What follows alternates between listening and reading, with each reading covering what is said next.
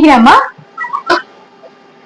குல்ச்சா பண்ண போறோம். குல்ச்சா இப்ப வந்து நான் நேற்று நைட்டே வந்து இந்த மைதா மாவுல ஃபர்ஸ்ட் வந்து 2 ஸ்பூனு, 1 ஸ்பூனு வந்து ஈஸ்ட், ட்ரை ஈஸ்ட், அப்புறம் கொஞ்சம் 1 ஸ்பூன் சுகர், கொஞ்சம் வந்து வார்மான வாட்டர் அது போட்டு இந்த மைதா மாவையும் ஆட் பண்ணி ஒரு இட்லி மாவு பதத்துக்கு இது வந்து நான் பண்ணி வச்சிருக்கேன்.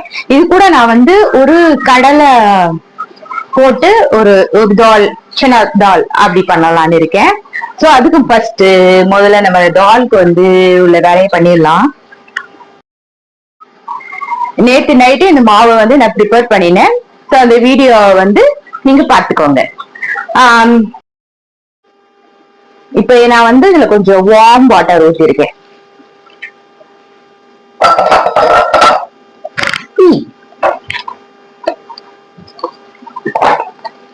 அதுல கொஞ்சம் நான் ஈஸ்ட் மிக்ஸ் பண்ணிக்க போறேன்.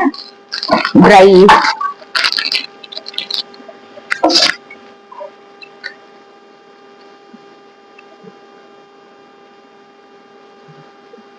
நான் 1 டீஸ்பூன் அளவுக்கு போட்டுக்கிறேன். அப்புறம் இது கூட நான் வந்து சுகர், இது ரொம்ப ஈஸியான முறையில பண்ற குல்ச்சா உங்களுக்கு. இது கூட நான் வந்து ஈஸ்டையும் போட்டேன், சுகரையும் போட்டேன். வார்ம் வாட்டர்ல இதை மிக்ஸ் பண்ணிட்டேன். மிக்ஸ் ஆகட்டும். இதுக்கு இடையில நான் வந்து மைதா மாவு ஒரு 1/2 கிலோ அளவுக்கு நான் போட்டு செய்யலாம்னு இருக்கேன். இதுக்கு வந்து நம்ம இட்லி மாவு பதம் இருக்குல்ல, அந்த அளவுக்கு இந்த மாவை வந்து மிக்ஸ் பண்ணிக்கணும். இப்ப இந்த ஸ்டேஜ்ல நம்ம வந்து பச்சை தண்ணி ஊத்திடலாம்.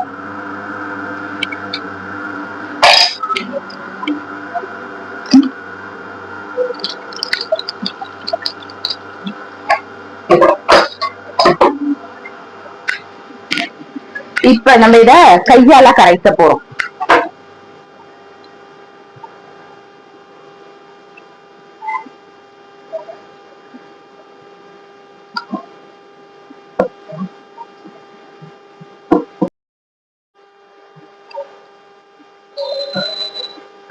இத வந்து நான் மிக்ஸ் பண்ணி முடிச்சாச்சு. இத நான் ஃப்ரிட்ஜ்ல வைக்க போறதெல்லாம் வெளியில தான் வைக்க போறேன்.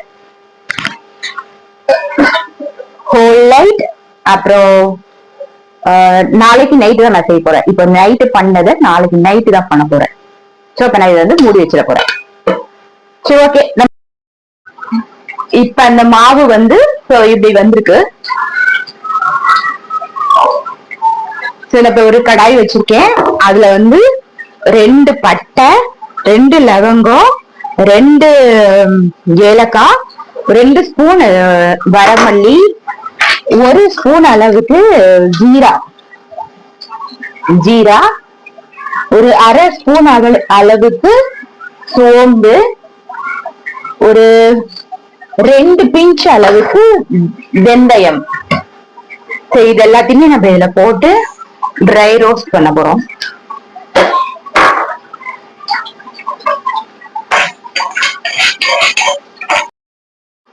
இப்போ இதுல நான் வந்து கொஞ்சம் ஆயில் போட்டுக்கிறேன்.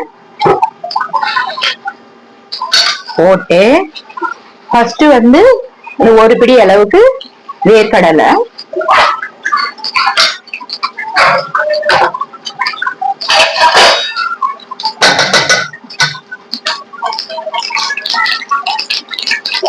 இதையும் வந்து இதோட சேர்த்து அரைக்க போறோம். இத வந்து ட்ரை ரோஸ்டாவும் நீங்க பண்ணிக்கலாம். ஆனா இது வந்து பச்சை வேர்க்கடலை, எனக்கு வந்து கொஞ்சம் அதை வறுத்தா நல்லா இருக்கும்னு தோணுது.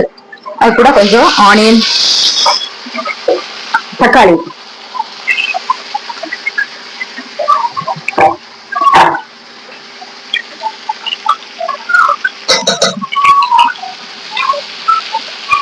இப்ப நேரம் வதங்கட்டு.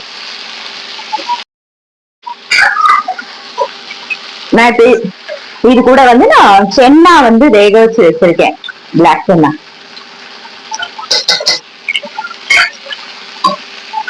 இது கூட நான் மிளகா பொடியும் மல்லிப்பொடியும் மட்டும் மிக்ஸ் பண்ணி ஆற வச்சு இது ரெண்டும் சேர்த்து அரைக்க போறேன், அவ்வளவுதான்.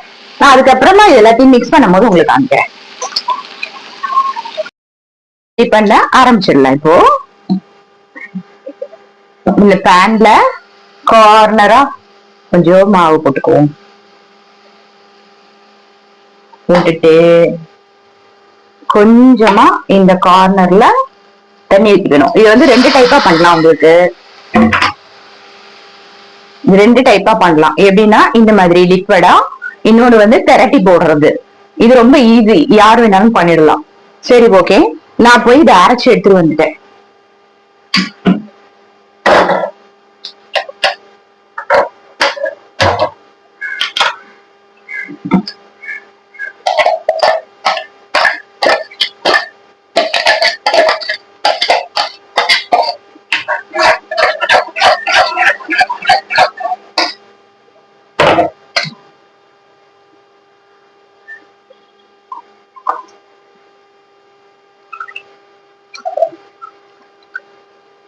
இந்த செனாவையும் இது கூட ஆட் பண்ணிக்கலாம். இந்த ஏற்கனவே நம்ம எல்லாத்தையும் நல்லா வதக்கி இருக்கோம், அதனால மெதுவாவே கொதிக்கட்டும், இன்னும் அவசரம் இல்லை.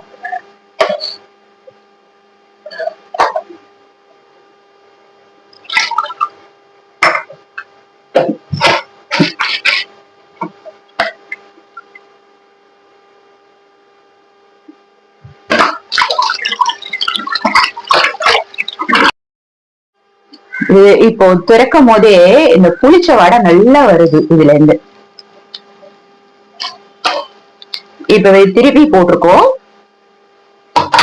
இப்ப திருப்பி போட்ட பிறகு இதுக்கு கொஞ்சம் தேவையான அளவுக்கு கொஞ்சம் ஆயில்,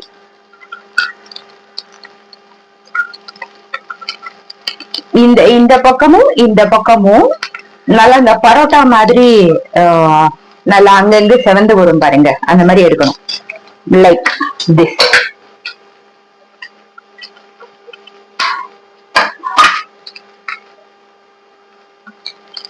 இதுக்கு பிறகு வந்து இதை மூட தேவையில்லை, திறந்தே பேன்ல வந்து வேக வைக்கலாம்.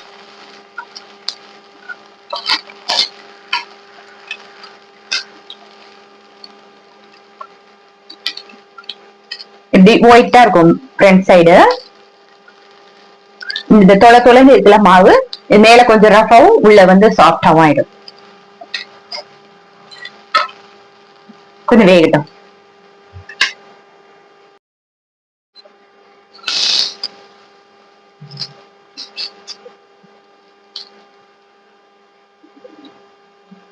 நல்லா ஸ்பாஞ்சியா இருக்கு.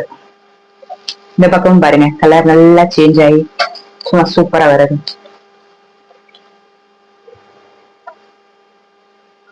எடுத்துக்கலாமா?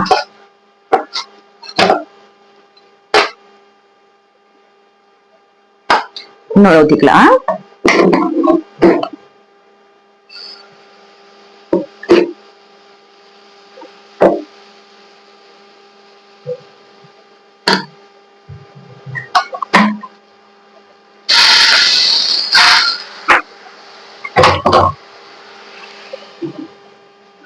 ஓகே, நம்மளோட சென்னா கிரேவியும் ரெடி ஆயிட்டு.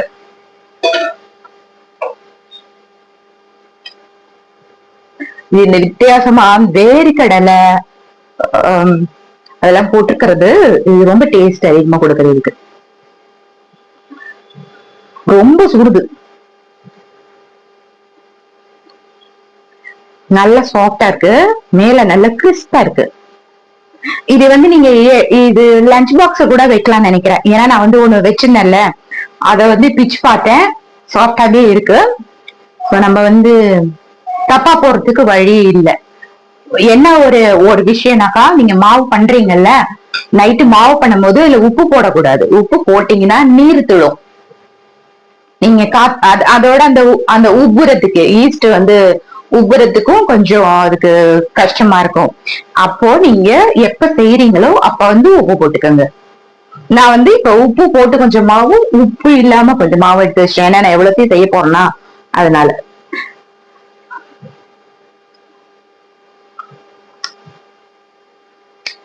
பிரமாதமா இருக்கு, ஈஸி வேலை, ரொம்ப நல்லா இருக்கு, ரொம்ப ரொம்ப ரொம்ப நல்லா இருக்கு. நீங்களும் ட்ரை பண்ணி பாருங்க. நம்ம நெக்ஸ்ட் வீடியோல மீட் பண்ணுவோம். தேங்க்யூ.